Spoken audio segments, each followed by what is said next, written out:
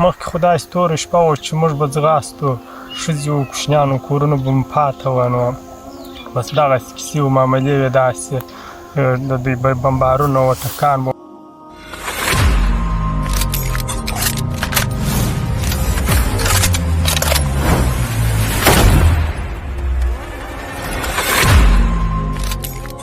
درنو او قدرمنو لیدونکو، موږ د ارزګان ولایت ته راغلي یو د چارچینو په ولسوالۍ کې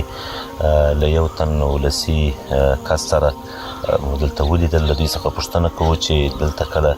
امریکایان موجود وو، له هغه وروسته چې امریکایان ووتل بیا دغه د کابل ادارې نور د اردو عسکر او د اربکیان دغه موجود وو. دلته په دې سیمه باندې څه حالات وو، د هغوی د وحشتونو د جنایاتو په اړه له دوی څخه پوښتنه کوو. محترم ورور، که تاسې راته ووایاست د 20 کاله څخه زیات چې افغانستان اشغال ده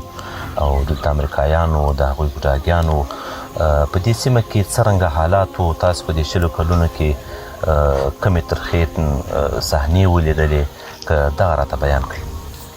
دا جمهوري صاحب دغه امریکایان چې دلته وه په دغه چارچینو کې بس داسې وو، نه زموږ کور د ځان و، نه زموږ مال د ځان و. نو بالا بس هغه وو چې موږ به ځغاستو، بمبارونه وو، خپل خواریو غریبیو کارو ته نه وو خلاص. اوس شکر الحمدلله چې اسلامي امارت راغلی دی، خپل غریبیو کارو، خپل کښتو ته خلاص یو، خپل کورونه هم په امن دي. زموږ سره څوک هېڅ کار نه لري. مخکې خو داسې توره شپه وه چې موږ به ځغاستو، ښځې وو، کوچنیان وو، کورونه به مو پاته وه. نو بس دغسې کیسې وو، معاملې وې داسې، د دوی بمبارونه وو، ټکان به وو، په سرایو به مو راپسې راننوتل، چاپې به یې ولې موږ به ځغاستو. نو بس دا شهیدان به یې وکړه، په دا سترګو کې به یې ویشتله. زموږ په کوټه کې 2 کسه همسایګان یې په دا سترګو کې وویشتله. نو بس دغسې ظلمونه راسره دلته چاپه راله، عسکر رالو، دا خلک یې څنګه یا داسې لرې یو ځای پر دوی باندې یو مین پټاو شوی و، دا مین په دغه باندې نو باره موږ په مین باندې خبره م، نو دوی اوانونه راغورځول، بمبارونه شروع، موږ مطلق دا مین درب و چې اورېدلی هم نه دی. بیا هغه چې یو دم دوی راله په سرایو دروازو، د سرایو دروازې وویشتلې په راکټانو باندې، سرایو ته را داخل شول. بالا خو ښځې وو، کوچنیان وو، مقصد خلک یې سره ووله، سپین ږیري ووله، بس دغسې کړه، شهیدان یې وکړه، بعض سره ټوپ کړه، پټ شول. دغسې توره شپه وه. خو په دا 10-15 کاله کې چې دوی دلته وو، د دوی دلته تسلط و، موږ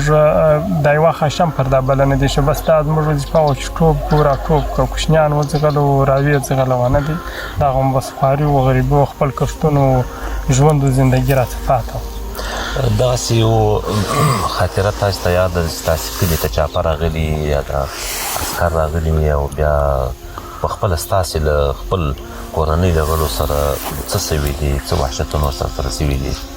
ستاسې د کور له خلکو سره څه تکلیف رسېدلی؟ دا خو نو په سلاو ګښتونه موږ ول سوي، بندیان سوي، تړل سوي یو. مقصد خو دغه دی، دغه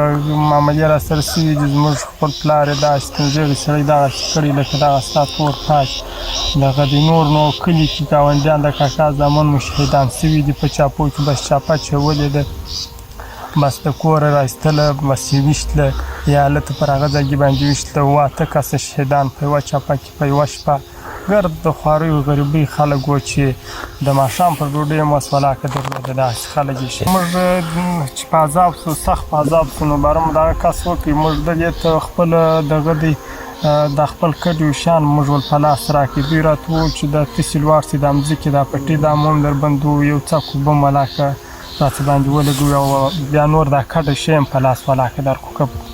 او تاسې دغسې هم ولاکه راڅه وځئ، که هغه و که په غلا لواړه سره څه، خو دا کډ شی ولاکه راڅه وباسئ، مځکې هم درباندې و. دغه معامله درسره کوو، خپل وس چې دغه راسره کوي. تا د یو همسایه کیسه وکړه چې د هغه دواړې سترګې یې وایستلې، دا څنګه واقع وه؟ دا دلته یو مین پټاو شوی و. نو مین هم په داسې صورت کې پټاو شو چې د دوی د کاروان را روان و. بیا نو امریکایانو تر دې مخکې دا منطقه کې مجاهدین ورته ناست و، هغه د جنګ دغه ورته کړی و. نو بیا چې دوی را روان وه، دغه د اوانونه یې راغورځول، دا منطقې ته د مخه اوانونه راغورځول، موږ ټوپ کړه، خپل په کورو سره ننوتلو، کارونه مو پرېښول، اوانونه دوی راغورځول، بمبار شروع و. نو په دغه وخت کې موږ سرګرد طریق قطعي نه دی خلاص شوی، ولې د دوی اوانونو بمبار و دربیو په دغه وخت پر دوی مین هم پټاو شوی و. نو چې مین پټاو شوی و، بالا هغه چې راله دلې ته زموږ سره چېرته راله باره یو دوه کسه دغه وه مسایهګان وه هغه په کوټه کې ناست وه نو هغه بیا په دا سترګو کې یو یې په دواړو سترګو کې ویشته وو یو یې په دا یوه سترګه کې ویشته وو نه د ماغزې هلته پراته وو یو بل دوه کسه نور سپین ږیري وو هغه یې سخت ولي وو بیا زموږ یو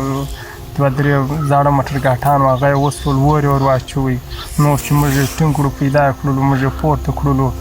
دغه غره سر کې هلته پورته کړلو باره یې راته چې دلته اوس پختیسي بمبار کړو هلک یې سره وولو زه یې خپله وولم په کنداغ لاسونه تړلي وه راګیر شولم ترې ځایه بل زما دا کار زه یې ووت هغه سره ګیس هو تر هغه داسې په غل کې کښېنولو باره یې وویل چې دلته داسې به شور یې مه اوس بمبار در باندې کوو موږ درته ګوښه کېږو نو بیرولو یې وولو یې زیرولو یې دغه معاملې یې راسره کولې چې دغه زموږ په وطن کې هغه سړی دا نامي و چې دی وتلی وایي ما سر خپل سر دغه کړی وی نه یې ورور نه یې پلار نه یې مور نه یې ناموس هېڅ شی د ده بس دی هغه سړی نامي و چې دی وتلی وایي هره ورځ به دی را روان و جنګ به و بمبار به و چاپیې به وي بس دغسې کیسې و معاملې نو که اوس دا راته ووایاست دغه شل کلن دور کې خو دلته تاسې ډېر تکلیفونه او دردونه او زحمتونه ولیدل اوس چې دغه سیمه په بشپړه توګه د اسلامي امارت تر واکمنۍ لاندې راغلې کوم سهولت درته راغلی ده کومه پراخي او ازادي راغلې شکر دی الحمدلله اوس خپل په خوارۍ او غریبۍ ته خپل کښتو ژوند و زندګۍ ته خلاص یو بیا مو په کور باندې ناولاده سړی ننوتلی دی خپل چې یو خواته لوړ شو په یو کاروبار پسې خپل کور خوندي بولو دغه بس موږ دپاره لوی نعمت دی لوی شکر دی چې موږ په امن کې سولو څوک دغه نه راته وایي چې یا مین پټاو سو د کور که یا چاپه راله بس قرار خپل په کارو خپل په زندګۍ باندې اخته وي دغه زموږ دپاره لوی شکر دی دا د خدای شکر موږ نه سو ادا کولی چې دغه بس نه هېڅوک د چا په کار هېڅ کار هم نه لري ګرد خلک خپل غریبان خپل په خوارۍ اخته دي خپل روزانه کوي خپل د ماښام د عیال کا برابروي زموږ د لاسته راوړنه د دغه وطن لا خو بس دغه وه چې دا سړی ووه دا ووله دا بندي که دا کور ننوځه دغه لاسته راوړنې وې دغه خدمت و به دا 20 کاله